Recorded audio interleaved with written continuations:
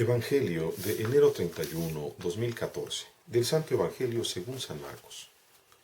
En aquel tiempo Jesús dijo a la multitud: El reino de Dios se parece a lo que sucede cuando un hombre siembra la semilla en la tierra, que pasan las noches y los días, y sin que él sepa cómo, la semilla germina y crece, y la tierra por sí sola va produciendo el fruto, primero los tallos, luego las espigas, y después los granos en las espigas.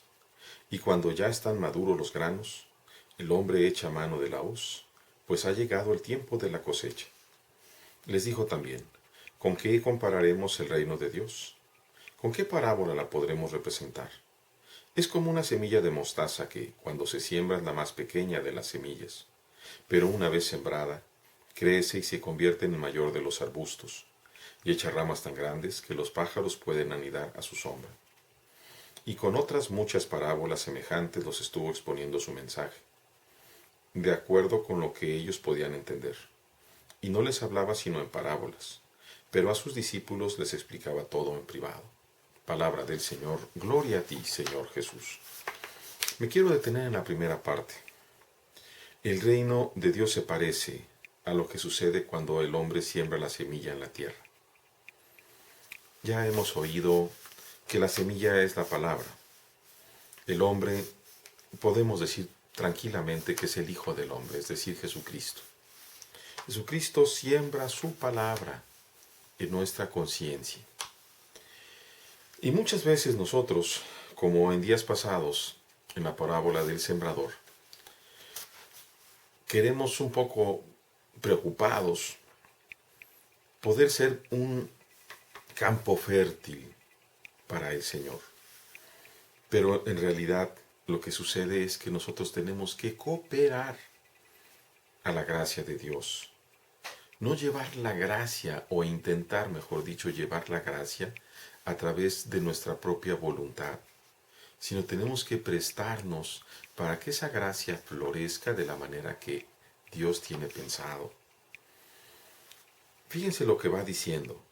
Se siembra la semilla en la tierra, pasan noches y días, y sin que el hombre sepa cómo, la semilla germina y crece.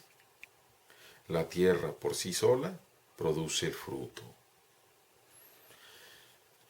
El hombre que no sabe cómo funciona esto no es Dios, ciertamente, ni el Padre, ni el Hijo, ni el Espíritu Santo.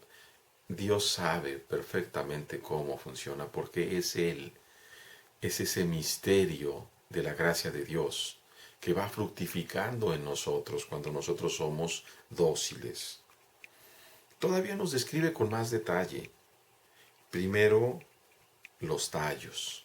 No da fruto inmediato, sino que primero sale un tallo, ¿verdad? De ese tallo va a salir la espiga. Y después que está el tallo y la espiga salen los granos. Y los granos son pequeños y van creciendo hasta que se maduran. Dice, entonces el hombre echa mano a la hoz, es decir, a aquello para poder tomar la cosecha, porque el tiempo de la cosecha llegó. Podríamos compararlo, y de veras me voy a detener nada más en esta parte, con nuestra vida. Muchas veces vemos a personas jóvenes que Dios les llama a su presencia, inclusive a niños que Dios les llama a su presencia y salen de este mundo.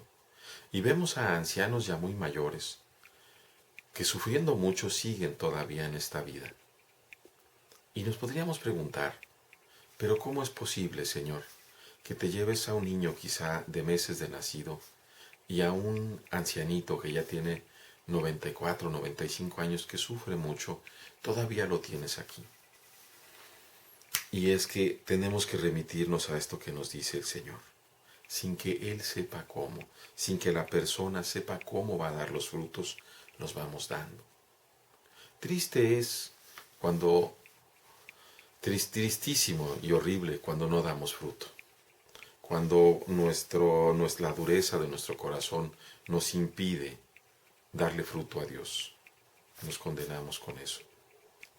Pero yo creo que también es hasta cierto punto triste no darnos cuenta cuando Dios ha logrado producir a través de su gracia en nosotros algún fruto para Él.